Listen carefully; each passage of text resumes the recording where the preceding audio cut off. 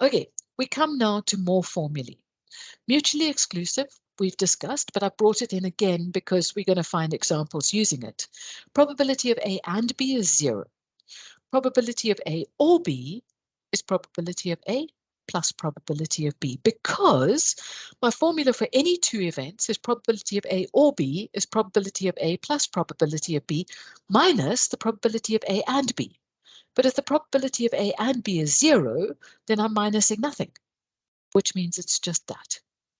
Independent events, the probability of A and B is the probability of A times the probability of B. And to know why this is true, you need to go into conditional format, conditional probability, which if you want to with your learners, it's not very difficult, but it does use conditional probability. So your further studies learners can do it very easily and see why is this formula true. You might want to just Google and see why is this formula true, because it makes perfect sense if you look at it with conditional probability.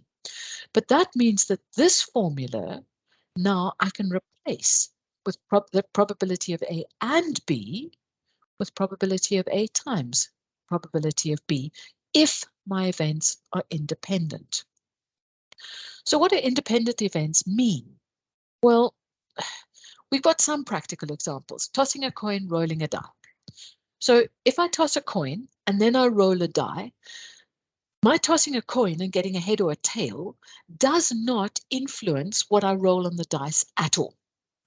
It could also be tossing two coins. Sorry, not tossing two coins, tossing a coin twice. It could also be tossing two coins. Tossing a coin twice. So I toss a coin and I get a head or a tail. I toss a coin again. It doesn't matter what the first one was. The second one still could be a head or a tail. It could be drawing a marble from a bag, replacing it, and drawing another one. Those are independent because my bag is still the same bag when I take the second one out. It's not independent if I keep that first marble in my hand. Choosing a pair of jeans, then a shirt. They're independent events. Whichever pair of jeans I choose doesn't influence the pair of shirt, unless you want to do a color combination, etc., etc. But basically, if I can take all my combinations of jeans and shirts, those are independent events. Now, most of the scenarios we get are not simple like that. Most of them, we actually can't just say, yeah, it kind of makes sense. We actually have to use the formula. And that's the formula. The probability of A and B is the probability of A times the probability of B. So if I give you an example like this, and your learners need to learn these formulae for mutually exclusive and independent. Once they've understood where they come from, they need to learn them, because this is not a Venn diagram question. This is not a tree. This is simple. Substitute into a formula and do some algebra to solve for what you asked for. So probability of A and B, if it's mutually exclusive, it's just probability of A plus probability of B. Probability of A or B is probability of A plus probability of B. Why am I subtracting nothing? Because I'm supposed to subtract probability of A and B. Well, I'm not, because it's just naught. So for mutually exclusive, that's 0. For mutually exclusive, it's just probability of A plus probability of B. Independent, probability of A and B, I multiply. Probability of A or B, it's A plus B minus the product of the two. And then it is just a little bit of substitution and using a calculator. Okay, so this was an Eastern Cape grade 11 exam from November 2022. Two events A and B, probability of A is 0.35, probability of A or B is 0.75.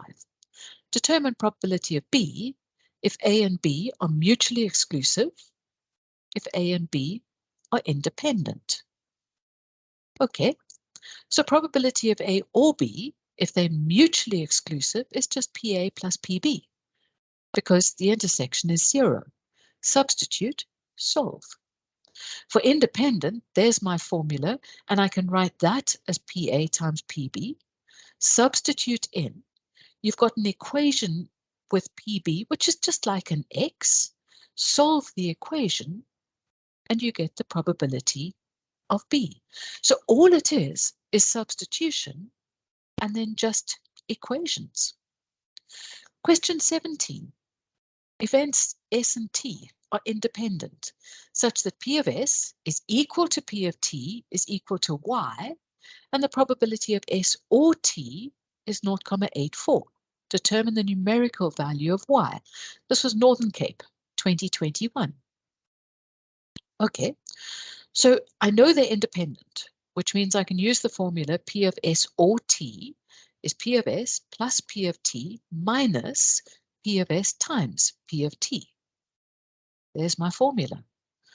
I've been given that, given that, given that, given that, given that.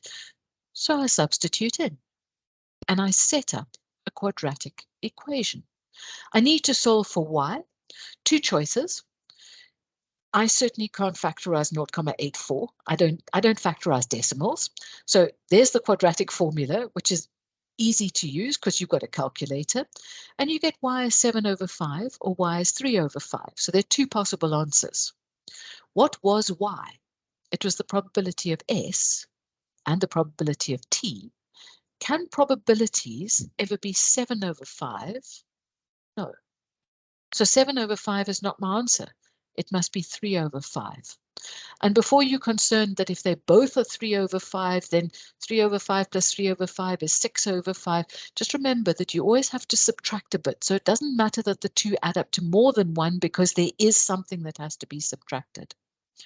Your alternative, if you don't want to use the quadratic formula, is to multiply by 100, divide through by 4 as a common factor, and then to get the factors of 25 and 21 is not bad. It's much better than factors of 0.84, and you get the same answers. And again, 7 over 5 cannot be because a probability cannot be greater than 1. So there are my tree diagrams and my independent formulae. If you found this video useful, give it a like and subscribe to our channel so you don't miss any new episodes. Follow us on Instagram or Facebook to stay on top of the latest TAS news and launches. So that's it for now from the Answer Series, your key to exam success.